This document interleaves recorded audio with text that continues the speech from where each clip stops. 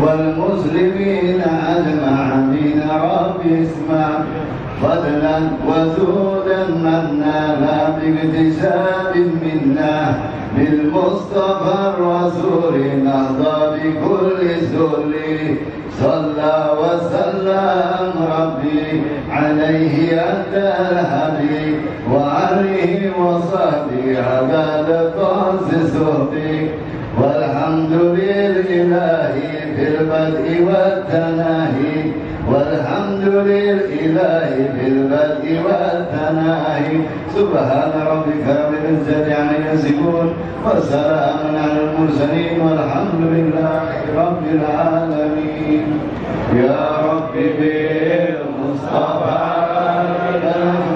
المقاصدنا واغفر لنا ما مضى يا واسع الكرم يا رب بالمصطفى بلغ مقاصدنا واغفر لنا ما مضى يا واسع الكرم يا رب بالمصطفى بلغ مقاصدنا واغفر لنا ما مضى يا واسع الكرم تقبل الله منكم منا ومنكم تقبل يا كريم Mustafa Rasulillah sallallahu alaihi wasallam wa Syekh Abdul Qadir Jailani Syekh Ulahumul Fatihah. Alhamdulillahirabbil alamin arrahmanir rahim maliki yaumiddin iyyaka na'budu wa iyyaka nasta'in shiratal mustaqim shiratal ladzina an'amta 'alaihim ghairil maghdubi 'alaihim waladdallin. Assalamualaikum warahmatullahi wabarakatuh. Bismillahirrahmanirrahim. Bismillahil malikil qudusis salam. Bismillahil ajijil hakim. Wassalatu wassalam ala sayyidina wa nabiyyina Muhammad wa ala alihi wa sahbihi ajmain. Fa inna insyaallah ab'asu li kitabi Syekh Abdul Qadir Jailani Sirul Asrar wa manaqibihi, dan manaqib beliau. Mudah-mudahan melalui saluran dan kitab Syekh Abdul Qadir Jailani, keberkahan rezeki bagi kita, keindahan hidup di dunia dan di akhirat kelak, dimasukkan kita dalam kereta baginda Rasulullah SAW untuk menghadap Allah. Tidak ada nikmat yang lebih besar kecuali liqa Allah fid dunya wal akhirah. Amin ya rabbal alamin.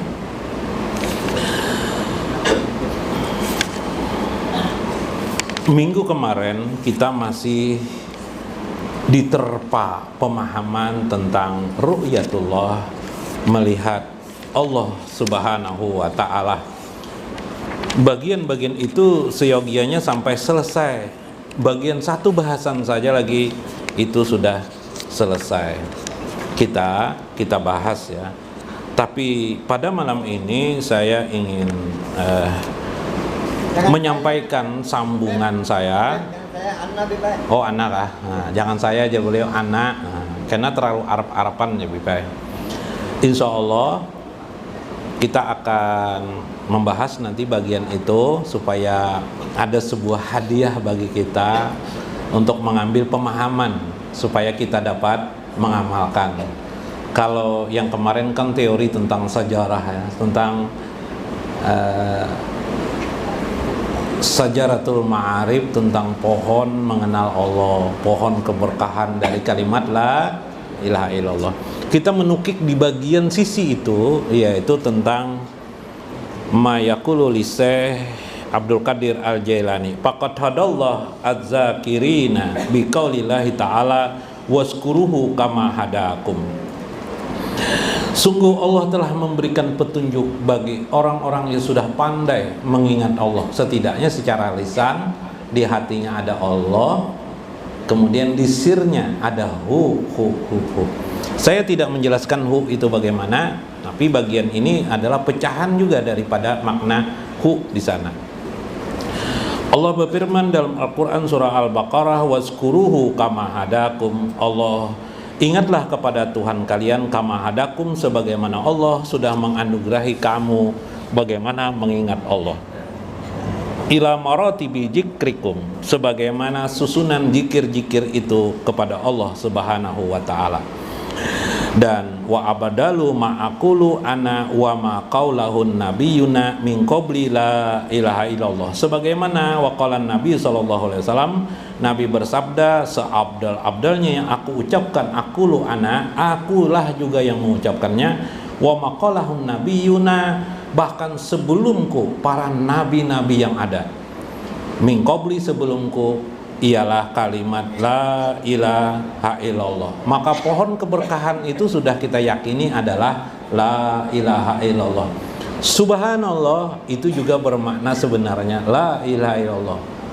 Alhamdulillah itu la ilaha illallah juga. Allahu Akbar itu juga la ilaha illallah. Semua kalimat-kalimat thayyibah atau la haula wala quwata illa billah maknanya adalah wahid, satu, la ilaha illallah. Kenapa jadi ada macam-macam itu? Ujar Syekh Ibnu Athaillah, Allah ingin memberi launu nuriha, warna cahayanya, agar engkau tidak bosan. Jadi baca aja subhanallah, baca supaya jangan merasa jemu, supaya kita ada warna dalam hidup kita. Ambil silahkan, ada salawat ya, sebenarnya membaca salawat itu pun juga bermakna la ilaha illallah. Karena itu Allah mengadakan wali-walinya di dunia ini juga berwarna-warna. Subhanallah. Itu rahasianya. Palikulil makom martabatun qasyatun. Setiap makom itu wilayah kewalian itu ada martabat masing-masing. Tidak bisa disamakan. Ada kesamaannya, ada perbedaannya. Imma jahran au khufyatan. Terkadang engkau berzikir secara nyaring, ada saatnya engkau berzikir secara sunyi-sunyi senyap.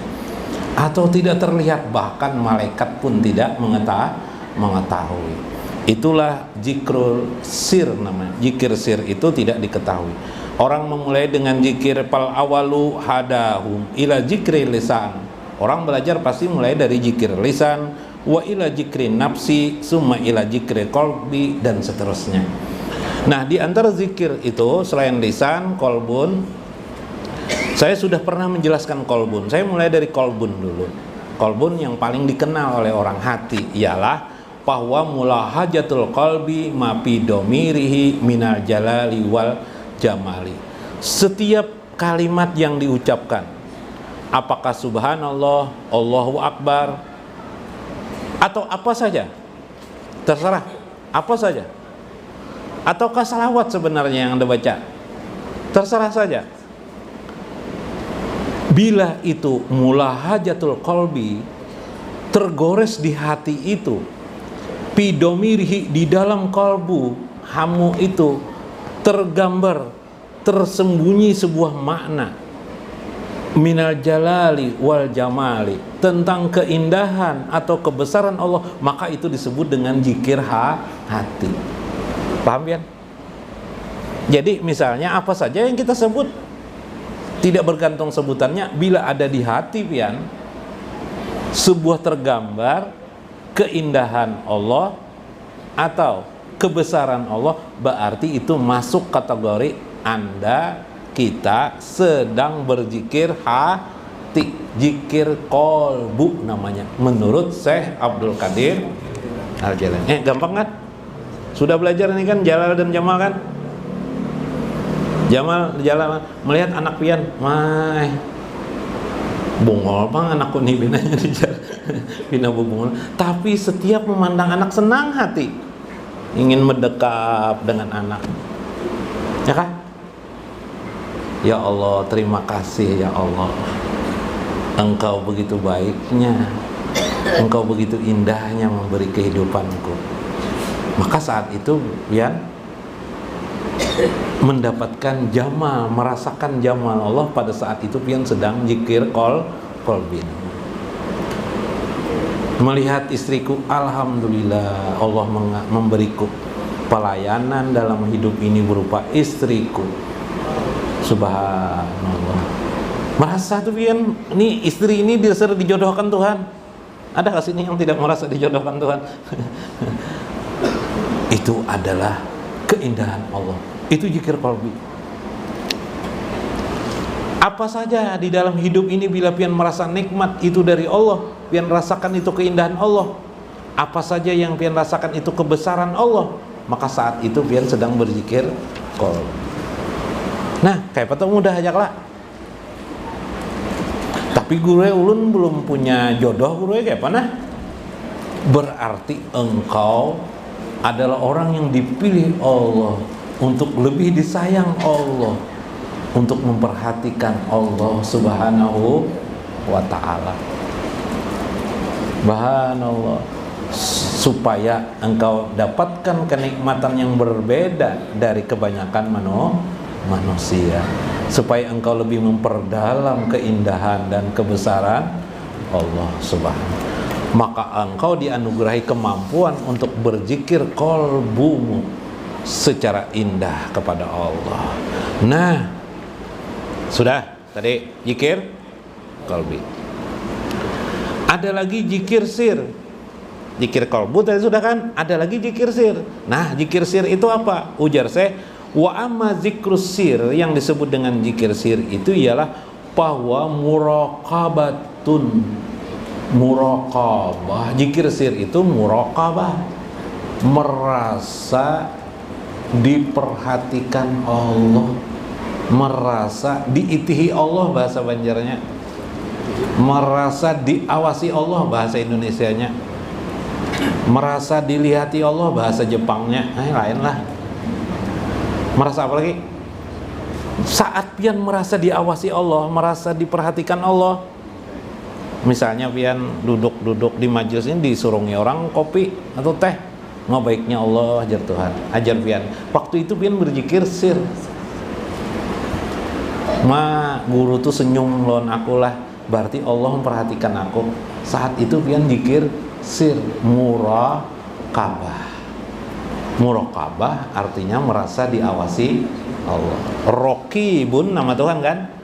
Pengawas. Raqibun yang mengawasi, muraqabah kita merasa diawasi Allah. Di dalam muraqabah itu timbul mukasyafatul asraril ilahiyah, terbuka tirai wajah Allah terasa atau rahasia Allah terasa. Wajah Allah, apa tuh? Rahasia Allah terbuka. Melihat langit. Langit ini tidak ada yang mengetahuinya kecuali Allah. Masya Allah, langit ini aku melihat begini, apalagi Allah melihat langit ini kecil sekali, tidak ada arti apa-apa. Aku merasa besar. Masya Allah, perhatianmu dalam kehidupan ini. Engkau memberi kehidupan kepadaku, aku dibesarkan saat ini, maka saat itu sirbian yang berlaku, namanya muraqabah. Dilapaskan, ketika dilapaskan namanya adalah hu, atau bahasa Arabnya huwa. Dari makna kalimat di dalam Al-Quran, Qul huwallahu ahad. Nah, tahu semuanya huwa. Huwa disingkat menjadi ha ya. Asal hu ini, waw ini jiyadah itu tambahan. Asal bahasa Arabnya adalah ha. Inilah sumber segala huruf, diawali dengan ha, baru huruf yang lain bukan alif tapi adalah ha. Itu rahasianya. Makanya semua ulama-ulama zikir mereka adalah hu. Hu boleh boleh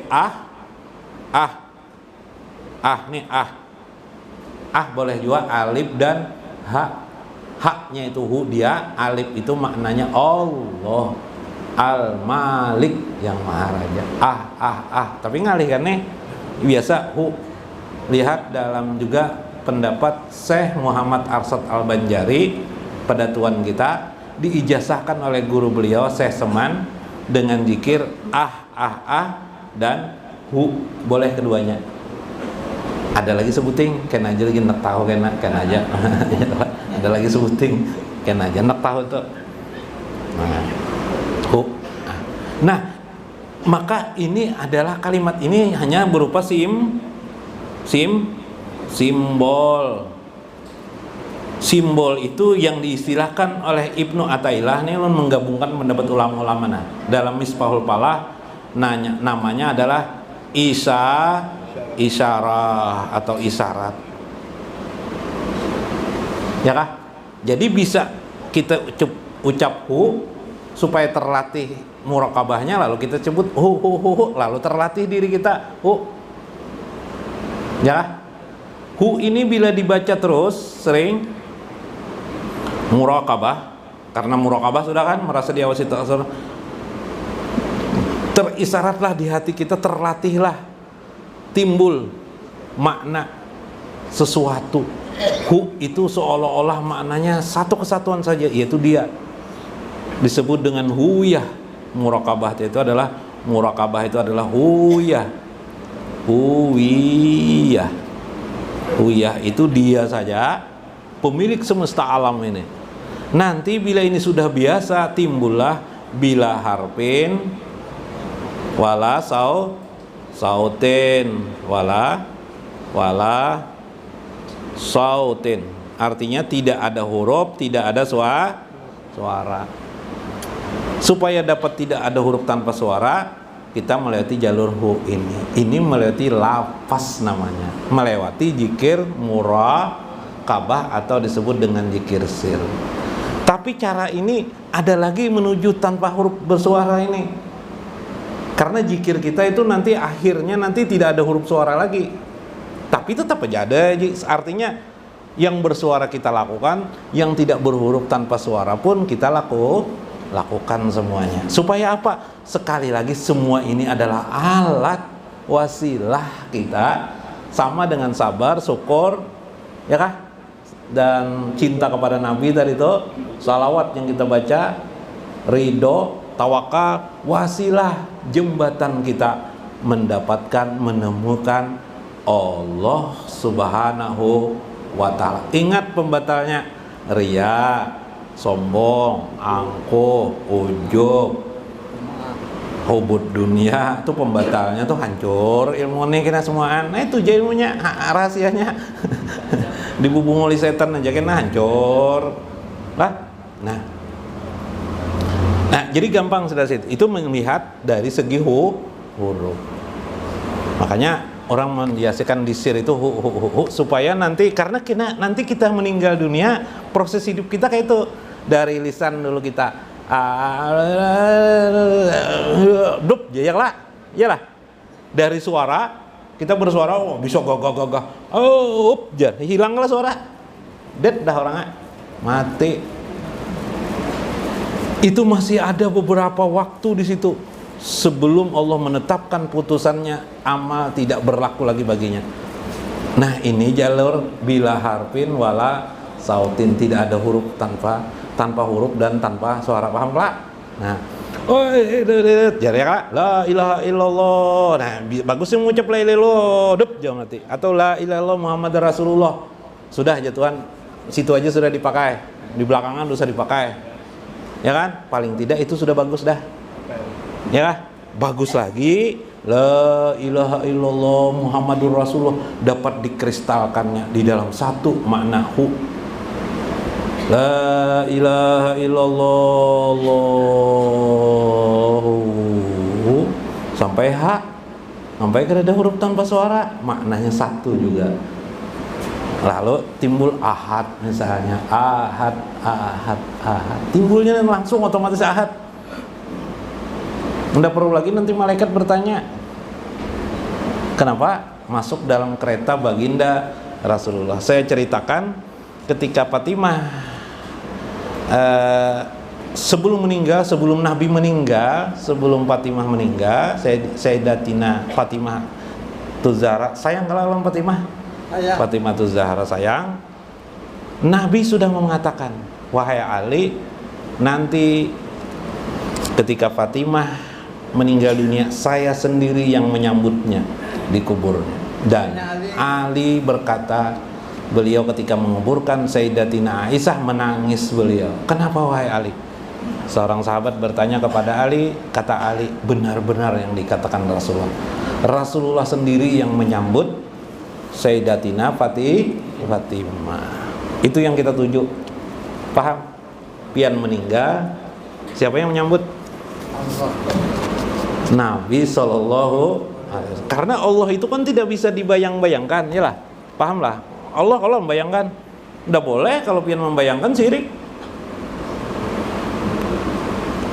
Baginda Rasulullah Sallallahu Alaihi Wasallam, man ro'ani pakot arwani. Siapa yang melihatku, pasti dia melihat aku. Ya Pak, subhanallah. Karena hanya itu jalur yang selamat di akhirat, terutama bagi orang yang mendambakan bi ghairi hisab, tanpa hisab di akhirat. Wallahul muwaffiq ila aqwamit thoriq. Assalamualaikum warahmatullahi wabarakatuh.